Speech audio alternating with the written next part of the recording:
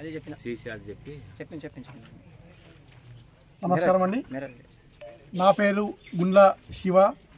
నేను వచ్చేసి council for citizen rights పౌర మరియు మానవ హక్కుల సంస్థ నుంచి వచ్చానండి.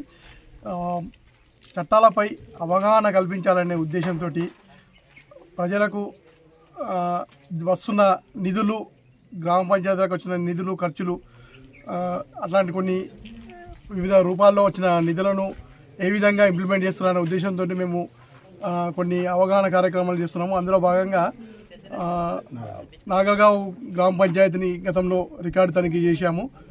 గ్రామ పంచాయతీలో గల రికార్డులు పరిశీలించిన తర్వాత అందుబాటులో ఉన్న రికార్డులను మేము గౌరవ కలెక్టర్ గారికి నివేదిక రూపంలో సమర్పించాము.